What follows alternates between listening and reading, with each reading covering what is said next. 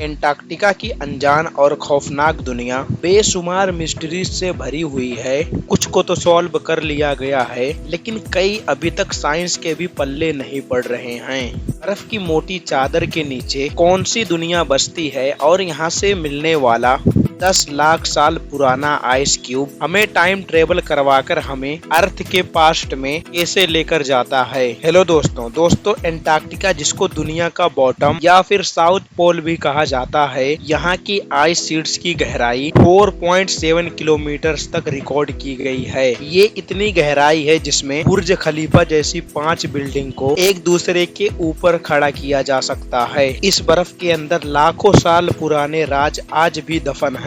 सबसे पहले हम जानेंगे यहाँ के बर्फ के नीचे छुपी हुई जिंदगी के बारे में। नंबर 7, 2020 में रिसर्चर्स ने सैटेलाइट की मदद से एंटार्क्टिका में मौजूद लार्सन भी आइस शेल्फ पर एक गैर मामूली निशान देखा। इनको इस पर शक तो तब हुआ जब ट्रेक जैसा दिखने वाला निशान 2021 के बाद के फोटोज में ही देखा जा सकता था। उससे पहले वहाँ ऐसा कोई निशान मौजूद नहीं था। उन्होंने इस क्रैक को इन्वेस्टिगेट करने के लिए एक हॉट वाटर ड्रिल के आगे कैमरा यहाँ सुराख करना शुरू किया। करीब 500 मीटर की गहराई पर जाकर ड्रिल को रोकना पड़ गया, क्योंकि ड्रिल पर लगे कैमरा ने एंटार्क्टिका के नीचे छुपी एक अजीब दुनिया का मंजर रिकॉर्ड कर लिया। आइस शेल्फ के बीच एक सीक्रेट रिवर गुजर रही थी, जिसमें एक केव के अंदर हजारों लाखों एम्फीफोर्ड्स मौजूद थे। एम्फीफोर्ड की ये किस्म सिरिम, जिसे अक्सर झींगा भी कहते हैं, उससे काफी मिलती जुलती थी, जो ड्रिल के आने से काफी एक्टिव नजर आ रही थी। बस सवाल ये है कि अंटार्कटिका में एक रिमोट आइस शेल्फ के 500 मीटर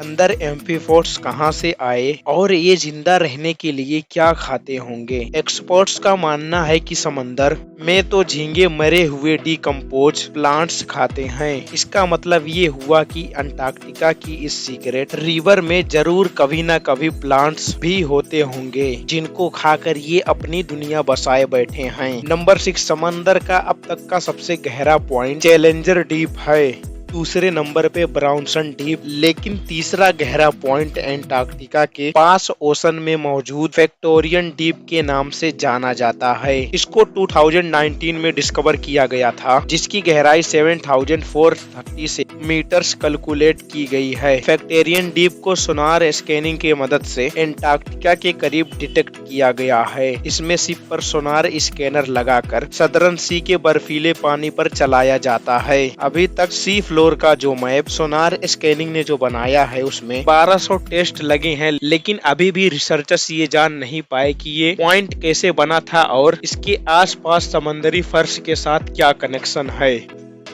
नंबर 5, 2022 में एंटार्क्टिका से गुजरने वाले एक क्रूज लाइन के पैसेंजर ने पानी में एक बहुत बड़ी जेलीफिश देखी। क्रूज के ऑपरेटर ने सबमर्सिबल डिप्लॉय पैसेंजर्स को पानी के अंदर जेलीफिश का नजारा दिखाने ले गया। यह एक बहुत बड़ी जेलीफिश थी, करीब 33 फीट बड़ी। इसको जेंट्स फैंटम जेलीफिश कहा जाता है, लेकिन हैरानी की बात यह है कि फैंटम जेलीफिश नॉर्मली ओशन की 3500 फीट की गहराई में रहती है, पर इसको एंटार्क्टिका के समंदर के सतह पर देखा गया है। अभी तक रिसर्चर्स को कंफर्म नहीं है कि इतनी बड़ी जेलीफिश इस रीजन में क्या कर रही है, और वो भी समंदर की सतह पर। नंबर 4, एंटार्क्टिका के बर्फीली वादियों के बीच में रिसर्चर्स को बर्फ के अंदर से एंशिएंट रेन फॉरेस्ट के साबूत मिले हैं, जो 9 करोड़ साल पुराने हैं। ये डिस्कवरी एंटार्क्टिका की उस दुनिया का सबूत है जो बरसों पहले खो चुकी थी। ये फॉसिलाइज्ड जंगल बर्फ से ढके समंदरी फर्श के नीचे से भी दरियाफ्त हुआ है, जिसमें पेड़ों की जड़ें, पॉलिन और उनके बीज पाए गए हैं। रेडियो कार्बन डेटिंग से यह पता लगा कि इनका ताल्लुक क्रीटेशियस पीरियड से है, वो वक्त जब अर्थ के एटमॉस्फेयर में कार्बन डाइऑक्साइड ज्यादा होने की वजह से यहाँ गर्माइश भी ज्यादा थी।